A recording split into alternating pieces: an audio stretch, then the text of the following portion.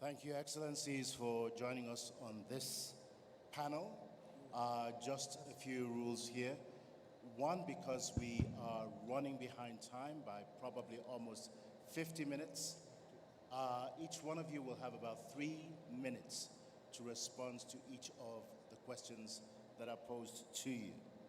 But I'd like to kickstart this dialogue, first of all, with a question for President Ruto. Just last week, you took America by storm. You were the talk of the town for a considerable amount of time in Atlanta and in Washington, D.C. The first African leader to go on a state visit to Washington, D.C. in 50 years. From all indications, a very, very successful mission, and we say congratulations to you and to Kenya. Now, for quite a while, you've been a very vocal advocate for reforming the global financial architecture, and we've heard much from you today. You've pretty much given us a tour de force of what Africa needs. Now, considering that change and not as quick as we anticipated or want it to be, in terms of priorities in the short term, what do you think Africa should focus on, and what should be the major priorities moving forward? Thank you very much. And again, let me take this opportunity to welcome all of us to Nairobi and Kenya. It is said that half the solution to a problem is identifying that there exists a problem. For a very long time, many people did not admit that there was something fundamentally wrong with the international financial architecture. In fact, initially, when voices were raised, they were dismissed. But I want to say today we are very proud, those of us, especially from this continent, who raised our voices, that today the conversation in the world is no longer whether we have a fit-for-purpose international financial architecture. Everybody admits that there is something fundamentally wrong with it. The issue in conversation now is where, how do we reform it? So the issue of reform is settled. It must be done. And I think it begins with, once we understand the problem, then it begins with where do we start? I think what we are saying is we need a financial architecture that has the following characteristics. Number one, long-term financing. 40 years, grace period, 10 years, or something in that order. Number two, low interest rates, concessional financing, including, where possible, grants. Number three, we also need financing at scale. The quantum is very important. And then number four, we also need financing that is agile, that is flexible, especially that responds, that is climate sensitive. So that if there are shocks, that financial architecture must be responsive, because climate change is the new normal. Switching from drought to floods progressively is becoming what it is. In Kenya, we had drought a year ago that decimated 2.5 million heads of livestock. This year, we're in floods that has taken the lives of 200 Kenyans. So this is the new reality. So the financial architecture that must be in place must respond to this climate reality that we have. And finally, is to be sensitive to sustainability. So our priority is to sort out the financial architecture, that's number one. Number two, Our priority is to make sure that this continent, with its tremendous potential, we move it from potential to opportunity, from opportunity to investment. And finally, as I have said, even as we try to do something outside, we must also do something inside. That is why we are also looking at our own systems, our own governance, our own instruments. And that's why we are discussing, even internally, reform of the Africa Union, so that we are aligned as we reform the international financial architecture, as we reform the investment space to create opportunity for our assets.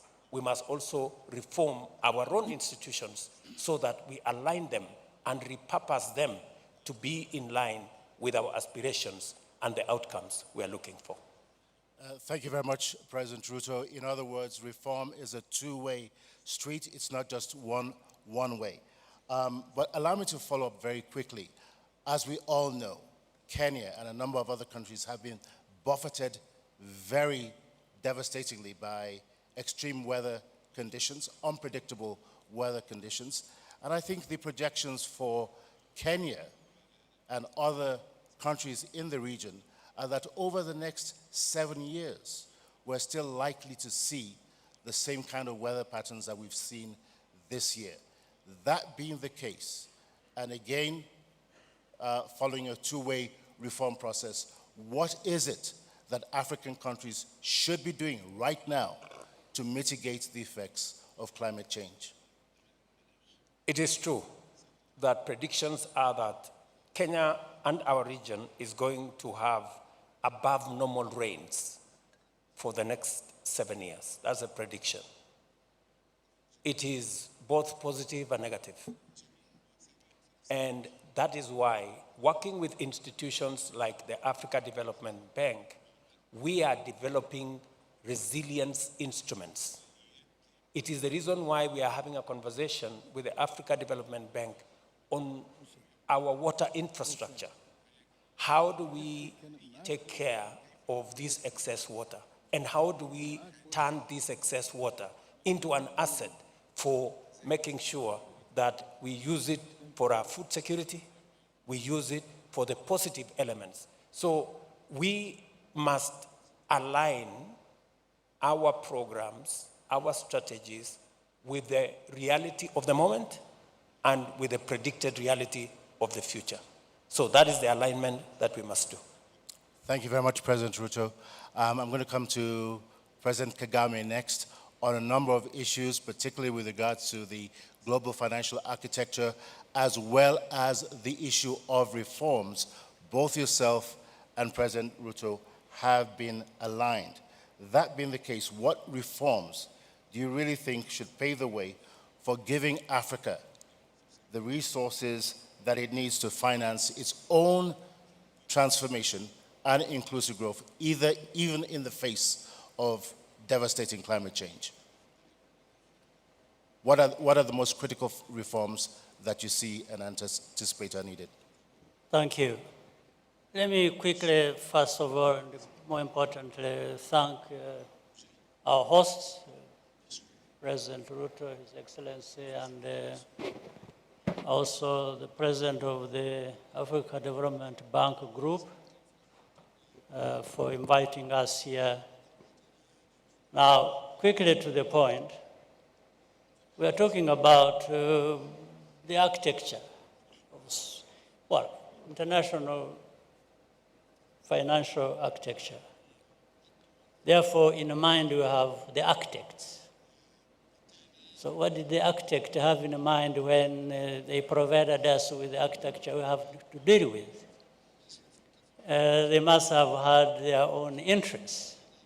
They must have framed things the way they wanted to benefit themselves, or maybe we can assume that they wanted to benefit the whole world. Now, we are here discussing the situation as it is, where we find there are enormous resources in this world, but inequitably distributed. So Africa has to look at itself and look at the whole world as it's set up. And we know in this world, people, countries work for interests, their own interests. Africa's interests and the countries of our continent interests must be taken care of, beginning with ourselves. So, and we talk about speaking with one voice many times. It has to be one voice. It has also to be loud and clear and effective. For that to happen, we think about working together. We think about representation. And representation is not also just numbers. It's being able to speak out loudly and representing ourselves rather than having other people represent us. So it starts from what has been talked about, that is very important, whether it was in the speech of His Excellency President Ruto and His Excellency Musa Faki. Therefore, the reforms we are talking about is how do we disrupt, if you will, the current architecture as we have it, so that it includes significantly and visibly the interests of our continent. Our continent, whether it is human resources or natural resources or any resources we are thinking about, how can anyone interested in the well-being of the people of this world sideline our continent? In actual fact, if you look at the facts as they are, in a few decades, the only place in this world that will be having a growing middle class is Africa, the only one. So it is even in the interests of the rest of the world that has marginalized Africa to contribute to the well-being of our continent, because the growth of Africa, based on this middle class, feeds into the growth of the rest of the world. So they should even be accepting some of these proposals in self-interest, because Africa grows, the whole world grows. But Africa cannot wait to be handed this opportunity by anybody else. We therefore must be on the front line, really fighting for this right, and therefore for ourselves, but also which contributes to the well-being of the rest of the world. President Kagame, I want to be a little bit provocative here. I've been coming to Kenya for probably 30 years. And there are places that I used to know that I no longer recognize. Why? Because the city's architects have changed the landscape.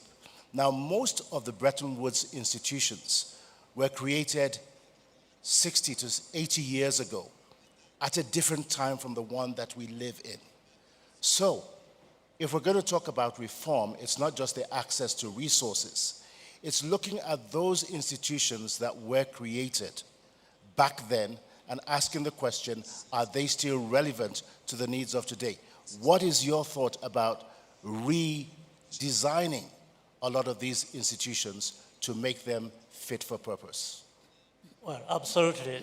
It's a no-brainer that what worked 50 years ago or designed 50 years ago. Things have changed, and therefore a rethink of a new design that fits the purpose must be into play. There's no question about it. But here what we are talking about is not simply an argument of whether, this is fit for purpose or this. I think everybody understands that point. But there are philosophies, if you will, or interests or that operate behind that. For us in Africa, we are hard pressed to see that there is a change of these and in the design of these institutions. But maybe the way the institutions are set up, benefiting some parts of the world, those in those parts of the world are not interested in having the change happen because it gives them control, it gives them say over other people's resources even. So it's not that people don't understand. Especially for Africa, we understand it better because of how we are affected. But the other parts of the world that have the power and control, it's also not because they don't understand, but it is because that it serves them very well, benefits them, that they are not interested or they are slow in allowing change to happen. So it's not a very complicated thing to understand. Everybody understands that. What is complicated is to reach this understanding and compromise that we don't lose anything by having everybody benefit as we should benefit all of us. That's where the issue lies. And therefore, the reforms are based on this thinking. We are only looking for the pathways to having the reforms implemented that provide us with less costs than having to fight so much over what is obvious that actually benefits all of us, as I said. Thank you very much, President Kagame. I'm going to come next to President Al-Menfi. Let me bring it